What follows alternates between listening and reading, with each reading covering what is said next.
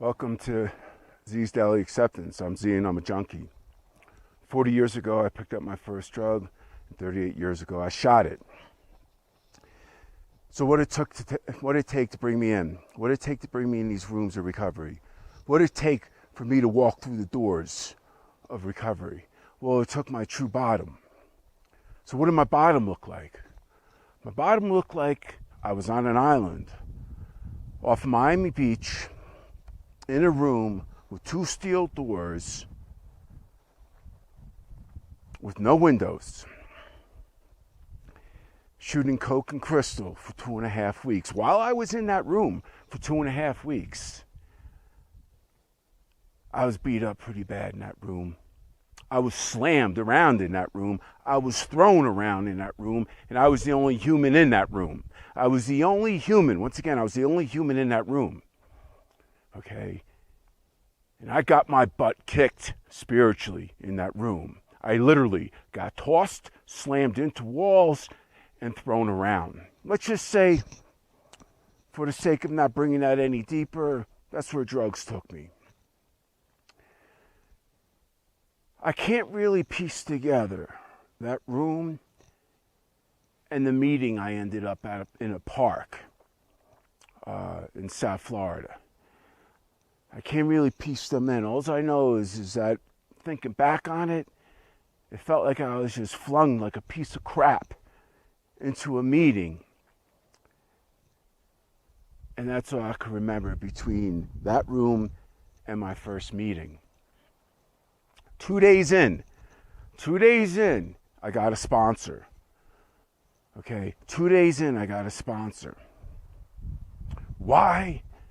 Because I hit my true bottom, and I've been coming in and out since 1978, okay? And besides being locked down in 1978 for 18 months, okay, and the 10 years I did in 81, which I did 39 months on, those are the 2 times I ever stayed clean, okay? Otherwise, I came in and out of these rooms 3-4 times a year. I'd get high, get dope sick, give everything away. Once again, I get high, get dope sick, give everything away, fix physical, fix material, and repeat. And when I got high, I got high. Okay, and when I got dope sick, I got dope sick. And when I gave everything away, I gave everything away. Okay, and when I fixed physical, I fixed physical. And when I fixed material, I fixed material. And when I repeated, I repeated. Never getting more than 30 days.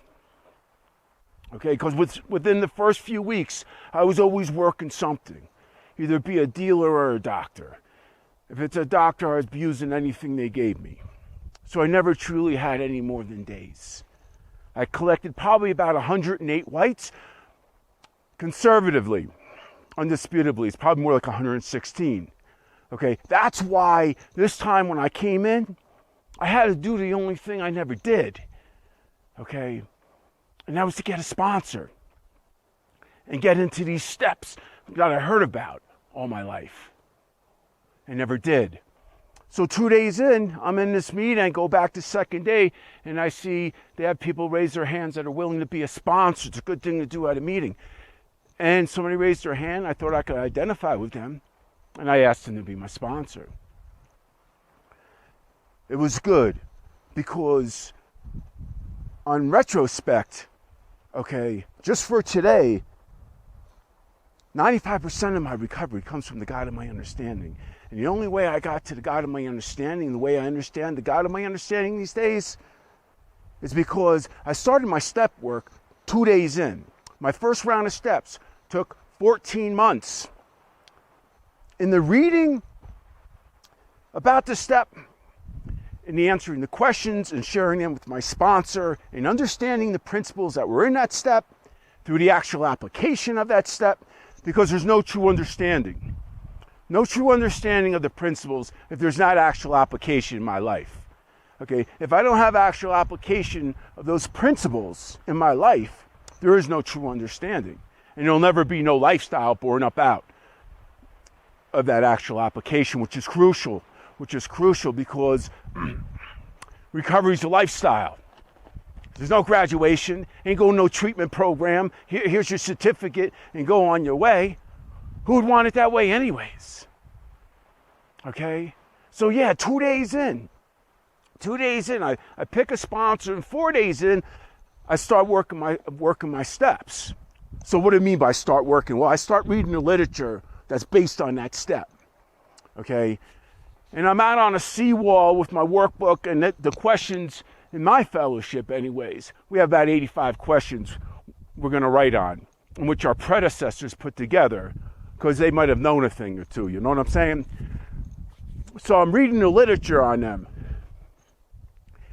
And I'm sitting on a seawall, and this is my lightning strike. This was my lightning strike from the God of my understanding. Okay, I was sitting on that seawall 4 days in, okay, and the loudest I ever heard the God of my understanding, because I was crying, okay, like, the same old crap, same old pity pot crap that I did all my life. So I'm sitting on a seawall, and the God of understanding, loud, you're a brat, okay, you're a brat. That's all. You're a brat. And he said to me, Z, you don't need to feel, okay? You don't need to think about these steps, okay? You just need to be enthused, interested, and generally concerned. You just need to be for a change. For half a century, you had to feel everything, okay? You know what I'm saying? You had to think everything through. Like, I had to think 2 weeks to get to my mailbox. That's what I'm trying to talk about right here. Let's bring it back into perspective. Okay? Because I couldn't feel anything, although I thought I felt everything. You only need to be, he said. Can you try just being? Be interested, be enthused, and be generally concerned. And he was right. The God of my understanding was right. Because I had a gun ready to blow my head off. Okay? Ain't got nothing to do with money. I came in with over $80,000 in the bank. Money doesn't... We know how to make money as addicts. Most addicts know how to make money. What we don't know how to do is not give everything away, including our soul. Okay? Recovery is not about making money. Okay? Recovery is about filling that void, okay, within ourselves, from things that are within ourselves. So I'm on that seawall, and that's the loudest I ever heard the God of my understanding, because from that point, hearing the God of my understanding, I just need to become more and more sensitive. I just get more and more sensitive. So that was my loud lightning strike, like that bolt of lightning, because bolt of lightnings don't come anymore. And for once, he let me see his frustration. Okay. He let me see his frustration. Because he said to me, look, I've been trying to talk to you for over half a century, and all you do is cry. Okay? A God of my understanding that wants a relationship with me. Okay? And for once, I had a glimpse, just a glimpse, of his frustration of not being able to have a conversation with me and a relationship. So that first step, getting into that first step was crucial, okay? Because I thought courage, okay, was fighting everything. I thought I fought everything. That means, I'm strong, I'm courage, No. In the first step, there's many questions, but there's a section on reservations, okay? And in those reservations is asking, you got any? Okay? The reservation I really had to get with, amongst many, but the real profound one, okay, is that I could fight the addiction when by way of choice I make it my own and win. Okay? Because he made it clear to me, okay? Prior to knowing what I just said there, he made it clear to me, prior to knowing what I just said there, he made it clear to me that every obsession and every time I tried to fight the addiction in any way, shape, or form, I lost. Wow. I didn't know that. So there went courage. It's the 4-step principle. I'll get there later. There went courage. There went strong strength, like I won all the time and all that other nonsense that I dreamed up in my head. No, I lost every single time. Hindsight, when looking back in principle, is always 20/20. If I'm looking back principled in hindsight, that shows that's correct. That's correct. I never won once. Every time I tried to fight the obsession, okay, which was born up out of the addiction, I lost. I ended up with set my arm and everything that surrounds that. You know, so, yeah. So what are the principles in that first step? That honesty, acceptance, and surrender. So I had to start getting honest. You know, that's just one of the three.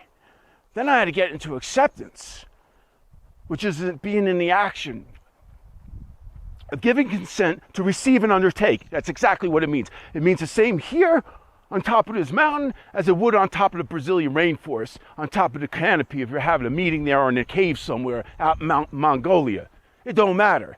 That's what it means. Well, let's mean to this addict.